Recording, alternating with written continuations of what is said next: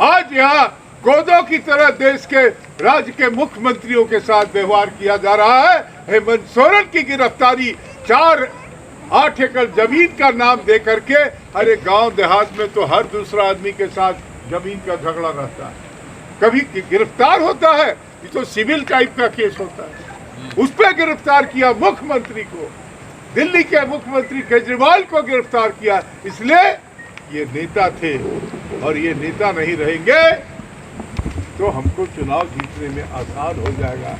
लेकिन मोदी जी, ये गांधी का देश है, गोडसे का नहीं।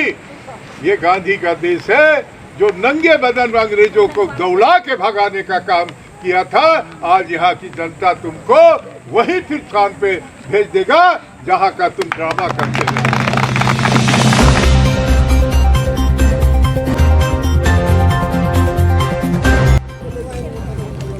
इधर से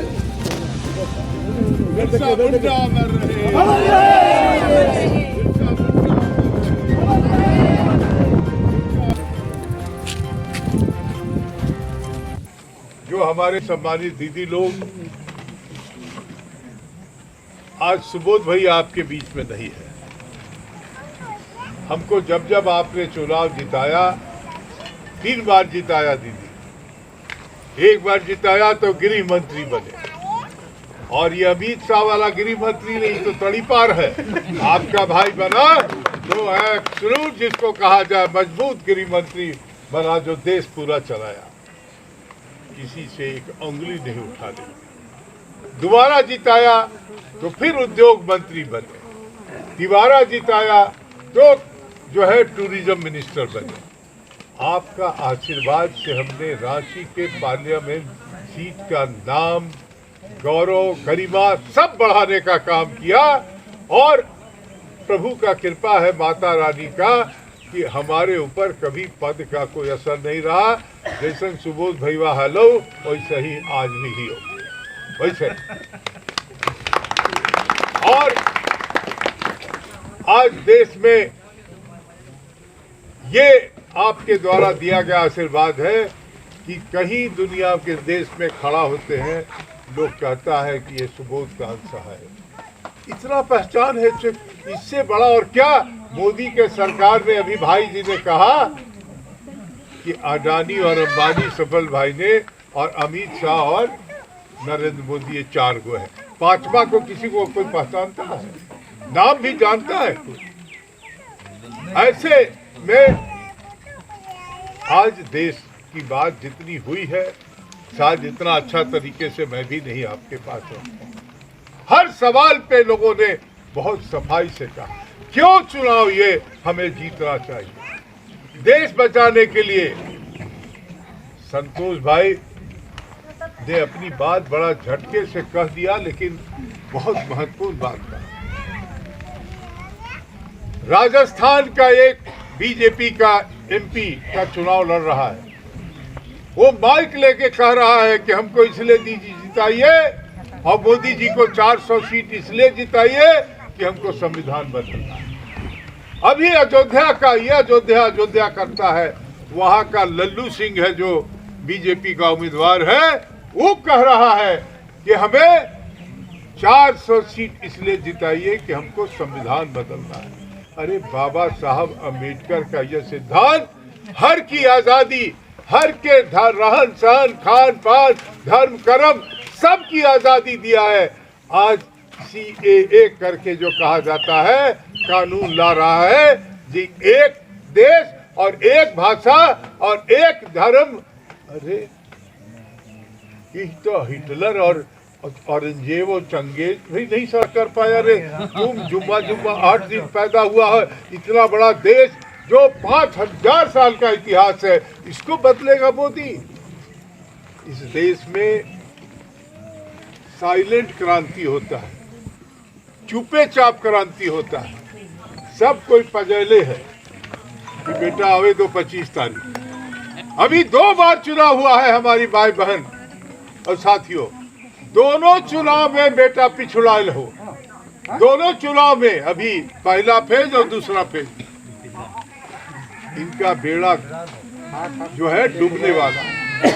लेकिन जो यहाँ चिंता है, मुझे बहुत आज इस दोपहरिया के मीटिंग में जितना हमको आत्मबल हुआ है कि हर लोग यहाँ जो लोग अपनी बात कहे हैं कितना पुख्तई से कर रहे हैं। मुखिया जी लोग हमारे कितना पुख्तई से कर रहे हैं। इसलिए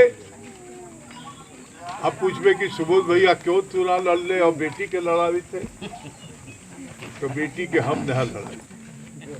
जब हमारा नाम आया दिल्ली में सोनिया गांधी के पास, ये भी हमारी बेटी हमरा से एक हाथ हाउ लबे हो रहा देख लो ना,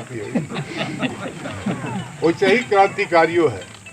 तो सोनिया जी जानती थी कि ये काम करती है, बच्चों के बीच में महिलाओं के लिए काम वगैरह करती है, सारा दुनिया में पढ़ लिख के आया। एगो बेटी है हमारी पत्नी बड़ी गुस्सियाई कि हम इसका ब्याह शादी करने वाले थे, तो ये कहाँ आप राजनीति में उसको ले जा रहे हैं। हम क्या बाप मेरे, मैं नहीं ले जा रहा हूँ, हमारा नाम कट गया। और सोनिया जी कहती है कि बेटी को लाओ, बेटी को लाओ।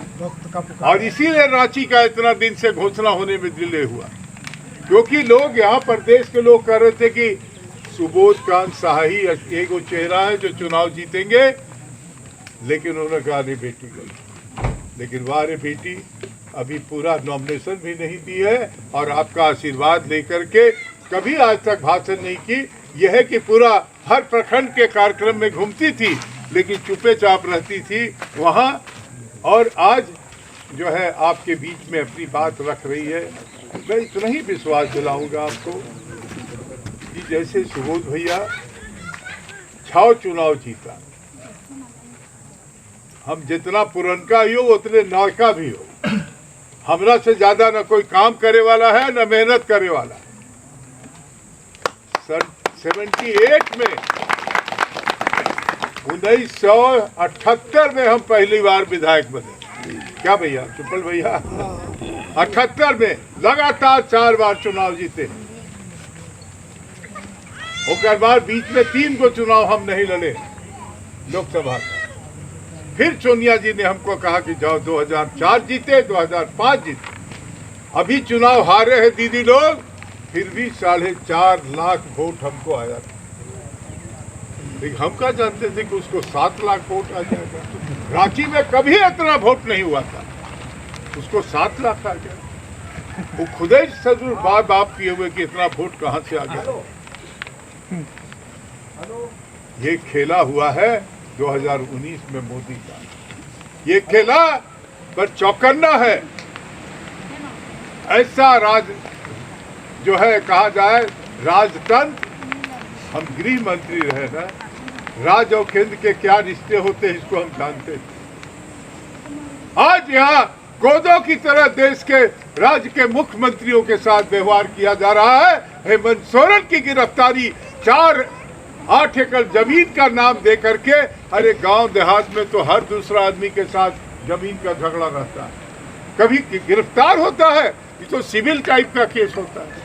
उस पर गिरफ्तार किया मुख्यमंत्री को, दिल्ली के मुख्यमंत्री केजरीवाल को गिरफ्तार किया। इसलिए ये नेता थे और ये नेता नहीं रहेंगे तो हमको चुनाव जीतने में आसान हो जाएगा। लेकिन मोदी जी, ये गांधी का देश है, गोडसे का नहीं।